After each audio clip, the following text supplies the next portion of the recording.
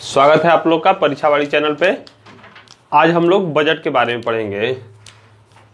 तो सबसे पहले जानते हैं बजट क्या होता है।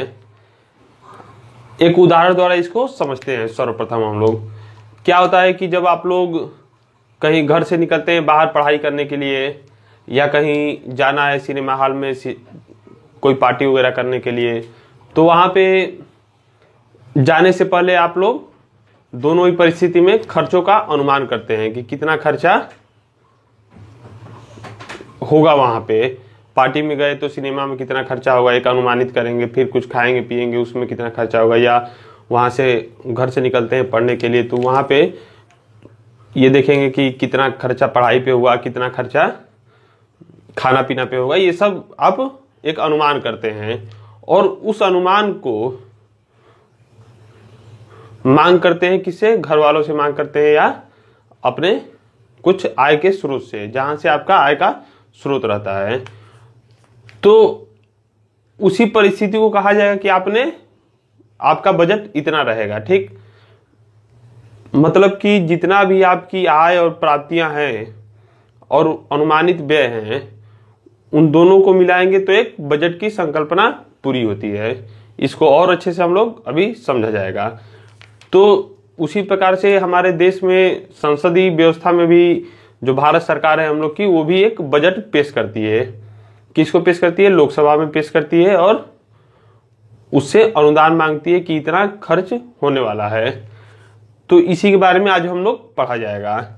तो इसके कुछ विवरणों को आज हम लोग पढ़ेंगे, फिर आगे अगली क्लास में उसकी प्रक्रिया को पढ़ा जाएगा। इसमें 2 क्लास का समय दिया जाएगा, एक में काफी लंबा हो जाएगा, इसलिए इसको 2 क्लास में ही बताना उचित रहेगा। ठीक, तो अब शुरू करते हैं। कुछ इसके तथ्यात्मक चीजें इसको जान लीजिए।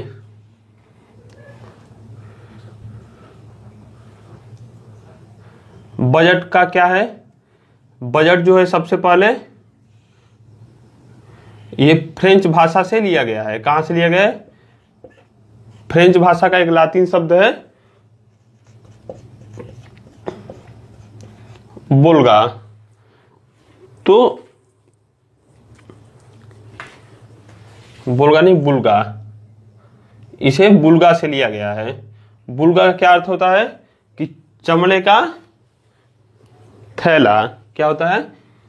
चमड़े का थैला। आप लोग देखते होंगे टीवी वगैरह में जब हमारे वित्त मंत्री जाते हैं बजट पेश करने, तो एक सूटकेस लिए रहते हैं, वो चमड़े का होता है, एक थैला होता है। तो उसी को वहीं से इसकी उत्पत्ति मानी जाती है, बुल्गा शब्द से। फिर इसको बाद में अंग्रेजों द्वारा जब पेश किया जाने लगा तो उसको इसका नाम क्या पड़ा? तो इसका नाम पड़ा बोगेटा, बोगेट। अंग्रेजी में इसका नाम है बोगेट, और इसी से निकल के बजट शब्द आया। ठीक, तो ये चीज इसका ऐतिहासिक नाम में था। फिर सबसे पहले भारत में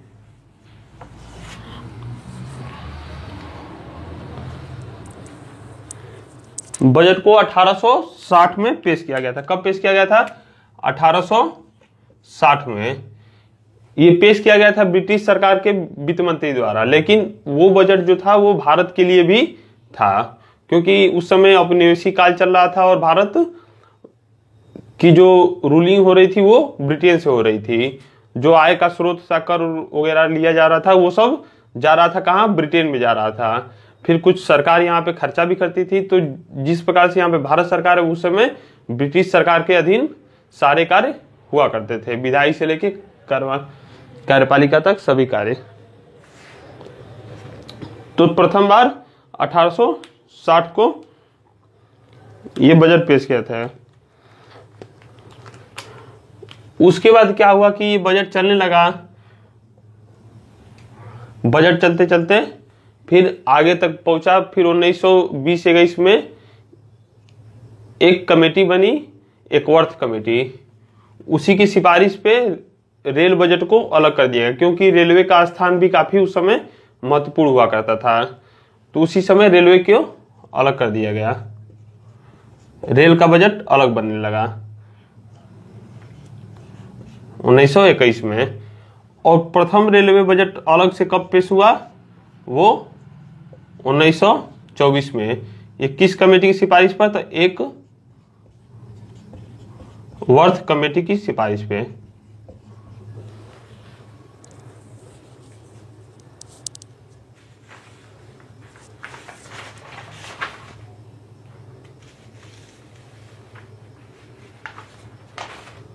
ठीक, इतना क्लियर हो गया आप लोग को।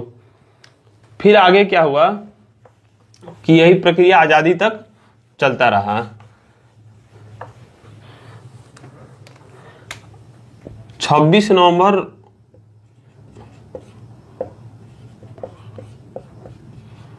1947 को भारत जब स्वतंत्र हुआ है, स्वतंत्र कब हुआ, 15 अगस्त 1947 को। उसके बाद से ही भारत में बजट पेश किया गया। तो स्वतंत्रता पश्चात प्रथम बार बजट पेश किया गया।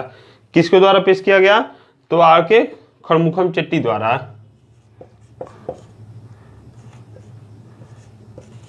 आर.के. मुखम चेट्टी द्वारा। ये भी बहुत महत्वपूर्ण है, ये प्रश्न पूछा जाता है। उसके बाद यह बजट जो था कब से कब तक के लिए था, 26 नवंबर से लेके 31 मार्च 1948 तक के लिए था। ये लघु अवधि के लिए था, ये क्योंकि जो इसका बजट का वित्तीय वर्ष होता है वो 1 अप्रैल से 31 मार्च तक, 1 अप्रैल से 31 मार्च तक। इसी वित्तीय भारत में इसी वित्तीय वर्ष के हिसाब से गणना किया जाता है, किसका, तो बजट का।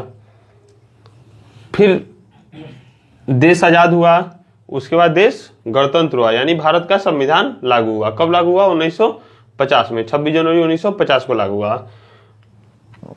तो इसके बाद फरवरी के महीने में जॉन मथाई द्वारा 1950 में ही जॉन मथाई द्वारा बजट पेश किया गया। ठीक, ये 28 फरवरी को। ठीक, तो इतना चीज इसमें हुआ। फिर क्या हुआ कि 2016 में एक कमेटी बनी कि भारत की जो अर्थव्यवस्था है वो काफी विस्तृत हो चुकी है। क्या हो चुकी है, विस्तृत हो चुकी है, क्योंकि एक नए नए क्षेत्र आ रहे हैं, रोजगार के अवसर आ रहे हैं, या नए नए पूरा का पूरा एक अर्थव्यवस्था बहुत ही बड़े स्तर पे जा पहुंचा हम लोग की। तो उसमें अब रेलवे बजट बहुत ही छोटा स्तर का रह गया है, क्योंकि जो पहले रेल बजट को अलग किया गया था तो वो लगभग समानांतर हो जाता था आम बजट और रेलवे का एक अपना आपका बड़ा बजट हो जाता था। लेकिन इसी सुविधा को ध्यान में रखते हुए, समय को बचत को ध्यान में रखते हुए अब रेल बजट आम बजट को भी शामिल कर दिया गया।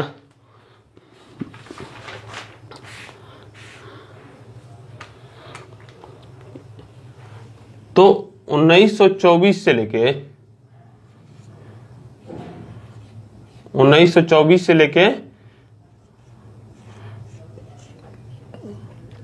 2016 तक करीब रेल बजट अलग से पेश किया जाता था। अभी मैं अंदर पहुंचूंगा, आप लोग बस इतना धीरे धीरे समझते जाइए। अभी कुछ फैक्चुअल चीज है, इसको हम लोग सबसे पहले जान लेना है कि हम लोग जब प्रोसेस पढ़ा जाए तो अच्छे से समझ में आती रही चीजें।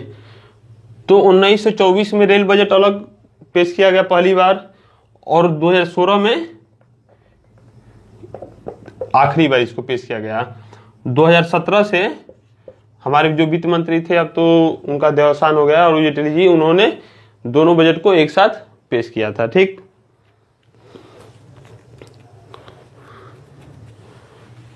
तो यह जो है 25 फरवरी को 2016 को बजट जो है वो आखिरी बार रेलवे बजट का पेश किया गया है। यानी दोनों की अवधि कितनी थी, 92 साल तक रेल बजट भारत में अलग से पेश किया गया है। और 2017 से आम बजट, रेल बजट एक साथ पेश होता है। ठीक,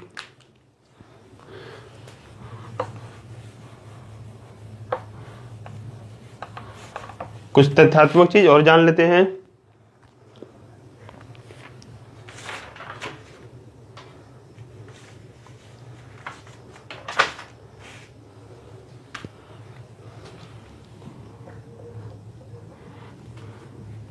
बजट जो होता था वो फरवरी माह के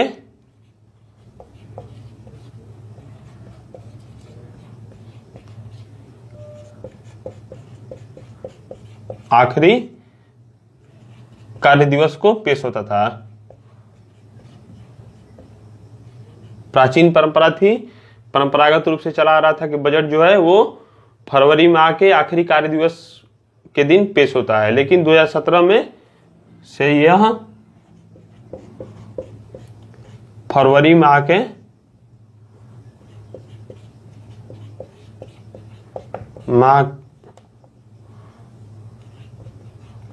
के प्रथम कार्य दिवस को पेश होने लगा। और एक और परंपरा चली आ रही थी कि जो बजट होता था वो शाम 5 बजे पेश किया जाता था। यानी जब फरवरी माह के आखिरी कार्य दिवस वाला परंपरा चल रहा था, उस समय फरवरी माह के आखिरी कार्य दिवस को शाम 5 बजे इसको पेश किया जाता है। कब? शाम 5 बजे। लेकिन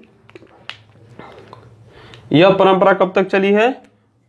तो ये सन 2000 तक चली है। क्यों ये शाम को 5 बजे पेश किया जाता था? क्योंकि बजट जो है हमारा वो अंग्रेजों के समय से ही पेश होता चला आ रहा है। तो अंग्रेजों के यहाँ जो समय अवधि थी वो दोपहर में अपना बजट पेश करते थे, और भारत का जो समय है वो तकरीबन 5.5 घंटा उससे आगे चलता है। तो वहां पे दोपहर था, तो यहाँ पे 5:30 बजे की अवधि हो जाती थी। तो दोनों में एक साथ समानांतर रूप से कहा जाता था कि बजट अब पेश हुआ। उसी परंपरा के अनुसरण करते हुए सन 2000 तक जो बजट है शाम 5 बजे तक पेश होता था। लेकिन 2001 में एनडीए की सरकार बनी, अटल बिहारी वाजपेयी जी प्रधानमंत्री थे और यशवंत सिन्हा जी उस समय वित्त मंत्री थे। तो उन्होंने अब इसको 11 बजे पेश करना शुरू कर दिया। ठीक, 2001 से। तो इतने चीजें इसके ऐतिहासिक रही है। करीब 1860 से अब तक करीब चलते चलते करीब 150 साल से ये परंपरा चल रही है बजट की।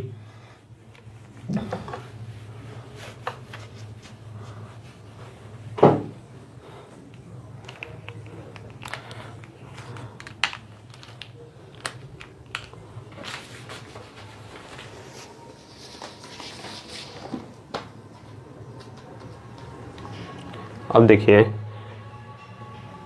जो हमारे संविधान में दिया गया है बजट के बारे में, उसमें पूरे संविधान में बजट शब्द का उल्लेख कहीं भी नहीं मिलेगा। क्या नहीं मिलेगा? बजट शब्द का उल्लेख कहीं भी नहीं मिलेगा। मिलेगा क्या? तो वार्षिक वित्तीय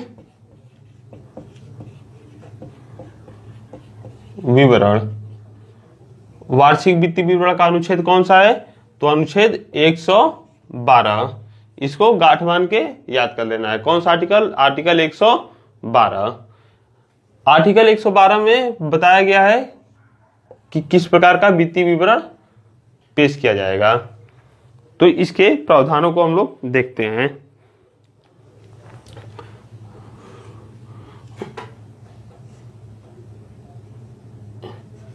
1 अप्रैल से 31 मार्च तक। ठीक, तो एक बार फिर से समझ लेते हैं वार्षिक वित्तीय विवरण को भी, कि किसी वर्ष में, किसी वित्तीय वर्ष में जो समस्त प्राप्तियां हैं, जितने भी क्षेत्र से प्राप्ति आ रही हैं और जितने भी क्षेत्र में व्यय करना है सरकार को, उन सब का आकलन ही या प्राकलन ही एक बजट है, यानी वार्षिक वित्तीय विवरण है। ठीक, इतना हम लोग को समझ लेना है। इसमें शामिल क्या क्या होता है?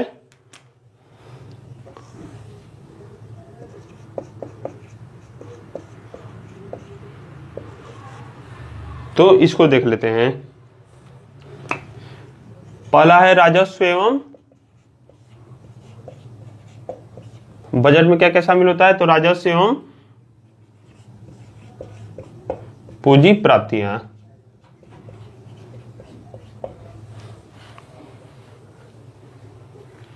ये सब अनुमानित रहेंगी। क्या रहेंगी? अनुमानित।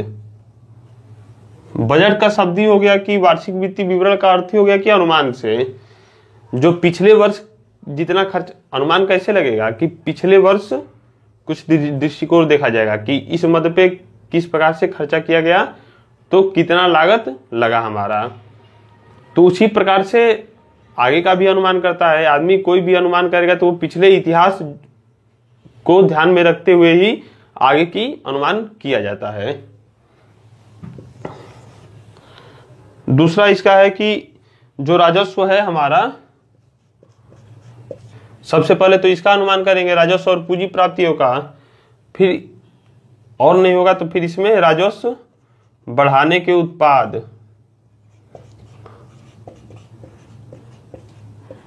भी बजट में शामिल रहेगा और इसके साधन भी शामिल रहेंगे।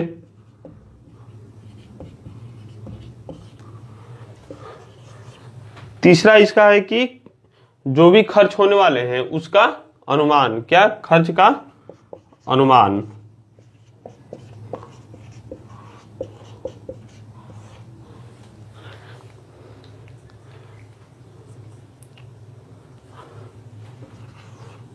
फिर चौथा देखा जाएगा कि वास्तविक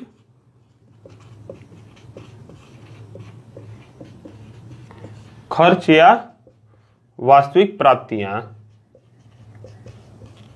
क्या है इनकी। भाई ये भी चीज भी तो देखना रहेगा, तो ये सब इसमें बजट में शामिल होती हैं।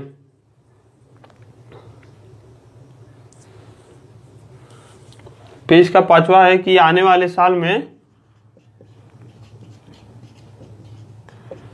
आने वाले वर्ष में आर्थिक एवं वित्तीय नीति,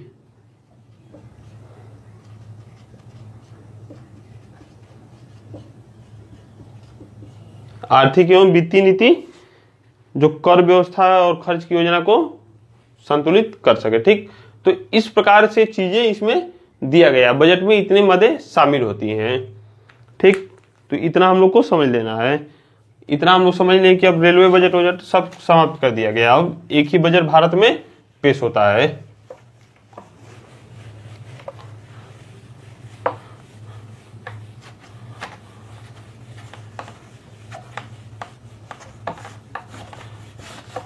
इसके कुछ संवैधानिक उपबंध को हम लोग देख लेते हैं मोटा मोटी में।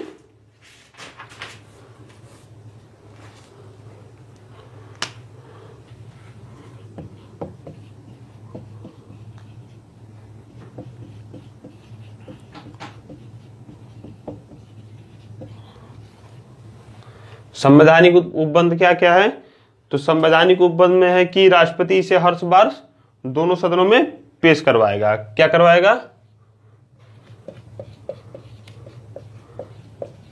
राष्ट्रपति जो है वो दोनों सदनों में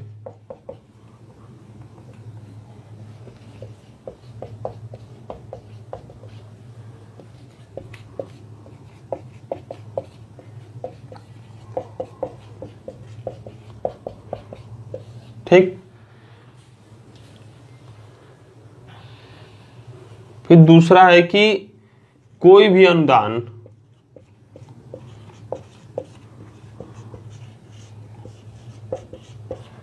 बिना राष्ट्रपति के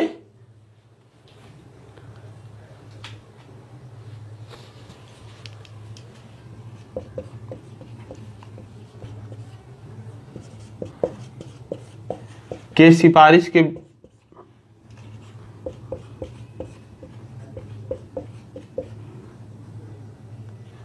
पेश नहीं किया जा सकता। जब तक कोई भी अनुदान है उसमें राष्ट्रपति यदि सिफारिश नहीं किया है तो वो पेश नहीं किया जाता। अनुदान क्या होता है एक बार इसको समझ लेते हैं हम लोग। देखिए, अनुदान भारत में मैं बता चुका हूं कि एक कार्यपालिका होती है, विधायिका होती है, न्यायपालिका होती है। तो न्यायपालिका का कार्य है कि समन्वय स्थापित करना, मूल अधिकार का रक्षक, संविधान का व्याख्याकर्ता, बहुत सारे कार्य हैं इसके। तो न्यायपालिका का साधारण अर्थों में अर्थ समझ लेते हैं। तो न्यायपालिका का कार्य है कि न्याय सुनिश्चित करना और समन्वय बनाए रखना, ठीक।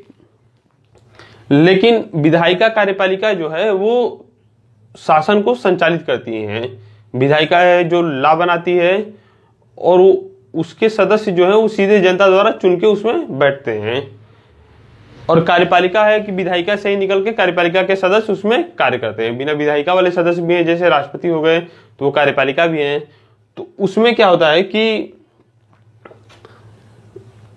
कार्यपालिका जो है वो विधायिका से मांग करती है, सरकार चलाती है, वो कार्यपालिका होती है। यानी सारे मंत्रीगण लगभग मुख्य रूप से कार्यपालिका होते हैं। तो यहां पे जो है कार्यपालिका अपना बजट अनुमान करती है कि सरकार के संचालन में कोई नए कार्य करने के लिए या पुराने खर्चे में ही ये बढ़ोतरी हुई है, उस हिसाब से या जो भी कार्य रहता है उसके लिए वो मांग करती है। किससे मांग करती है? तो लोकसभा से मांग करती है, संसद से मांग करती है। क्या करती है कि भाई हमें इतना धन चाहिए क्योंकि इतना सरकार चलाने के लिए इतने धन की आवश्यकता है।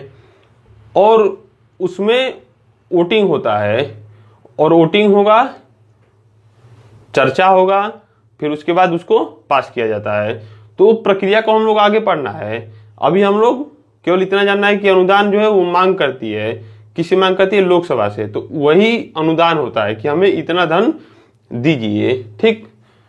तो उसी को अनुदान बोला जाता है।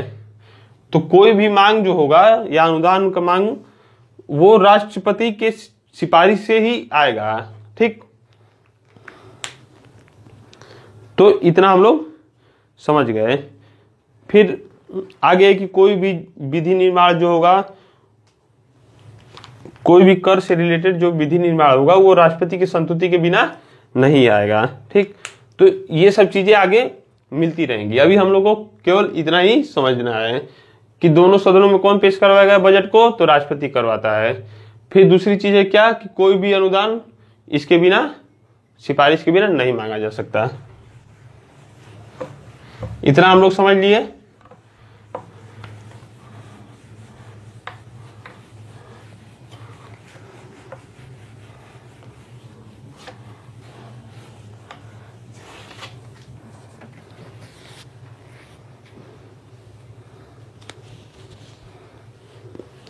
बाकी वित्त विधेयक के भी प्रोविजन, ये सब वित्त विधेयक के अंतर्गत भी एक तरह से आ जाएंगे। वित्त विधेयक के प्रोविजन भी आ जाएंगे, तो उसके बारे में हम लोगों ने ऑलरेडी पढ़ चुका है।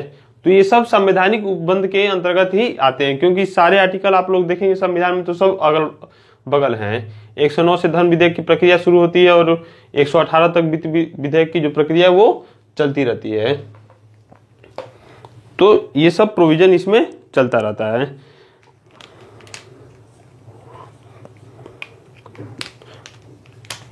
तो बजट में व्यय को देख लेते हैं। बजट में जो व्यय होता है वो दो प्रकार से होता है। कौन कौन से होता है? एक होता है भारित व्यय। किससे? तो संचित निधि से।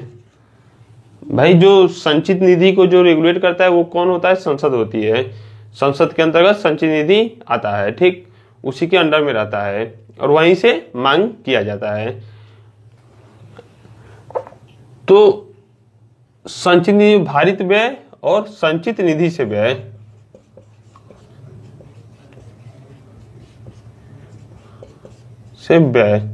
ठीक। तो इन दोनों में क्या होता है कि जो संचित निधि पे भारित व्यय होता है वो फिक्स खर्चा होता है। उसके हम लोग देखेंगे कि कौन कौन से मद संचित निधि के भारित व्यय में आता है। इस पे क्या होता है कि संसद में केवल चर्चा होता है, यानी लोकसभा में केवल, भाई मैं पहले भी बता चुका हूं कि राज्यसभा के पास वित्त से संबंधित कोई भी शक्ति नहीं होती है। बस उसके पास शक्ति होती है तो 14 दिन तक अपने पास रोकने की शक्ति होती है। सारी की सारी शक्ति लोकसभा के पास, इसके पास रहती है, ठीक। तो संसद से मतलब यहाँ पे राष्ट्रपति और लोकसभा, राज्यसभा और लोकसभा को बराबर नहीं समझ लेना है, ठीक। उसमें केवल एक जाता है, मैं उसके बारे में ऑलरेडी पढ़ा चुका हूं। तो भारित व्यय में क्या होता है कि वो जो फीस खर्चा होता है वो चीज पर लोकसभा में केवल चर्चा भर की जा सकती है, मतदान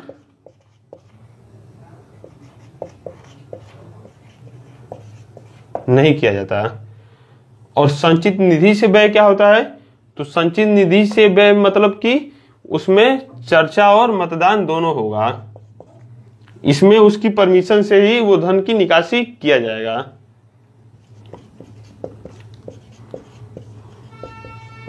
ठीक,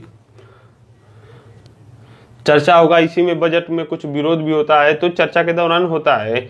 अमूमन जो मतदान वाले जो प्रक्रिया है वो तो अमूमन सरकार पास कराई ले जाती है, क्योंकि इसमें नॉर्मल मेजोरिटी चाहिए और वो मेजोरिटी सरकार के पास ऑलरेडी पहले से ही रहती है, तो जो पेश करती है बजट वो तो पास करवाई लेती है। हाँ, चर्चा के अंतर्गत विरोध वगैरह होने लगता है तो उस पर कुछ संशोधन किया जा सकता है।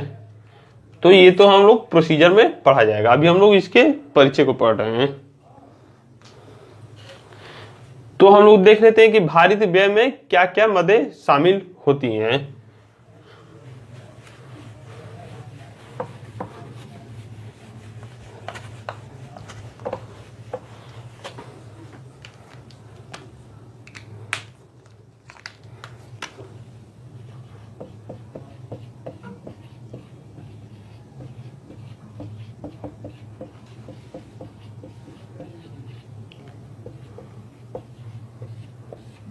भारित व्यय में शामिल मद,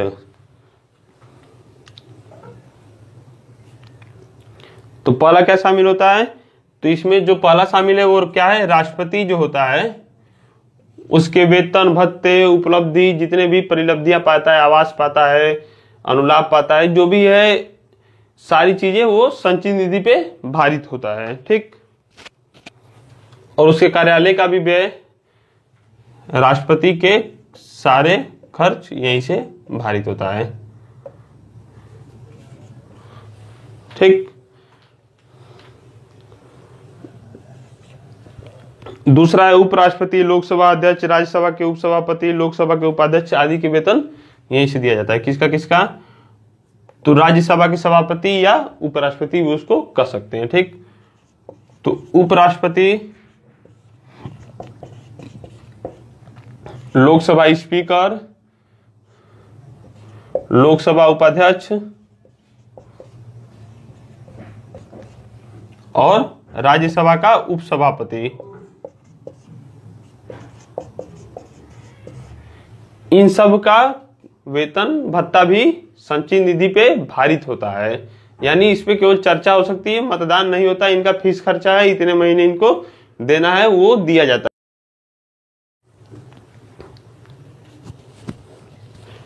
फिर तीसरा है उच्चतम न्यायालय के, यानी सुप्रीम कोर्ट, उच्चतम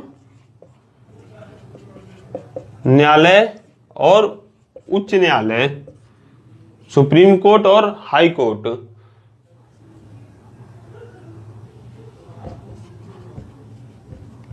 के जजों को वेतन भत्ता और पेंशन भी भारत के संचित निधि पे भारित होता है। ठीक,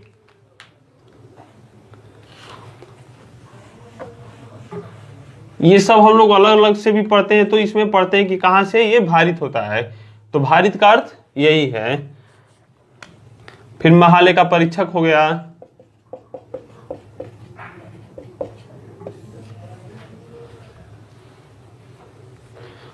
संघ लोक सेवा आयोग के सदस्य एवं अध्यक्ष, लोक सेवा आयोग के अध्यक्ष एवं सदस्य का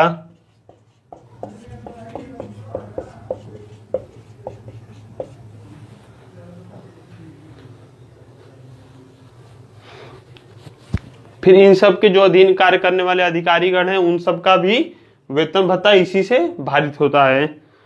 फिर ऐसे ऋण या जिनका भारत सरकार पे हो तो उनके ब्याज या मोचन भार या उधार लेने ऋण मोचन से संबंधित अन्य व्यय, क्या जो यदि भारत सरकार ने कहीं व्यय लिए रखा है, कहीं से उधार ले रखा है, तो वहां पे यदि सिक्योरिटी के रूप में जमा किया, कहा गया है कि हम ये भारित व्यय के रूप में आपको पेड करेंगे, इस पे जो इंटरेस्ट है, तो उसको भी इसी से शामिल किया जाता है। ठीक,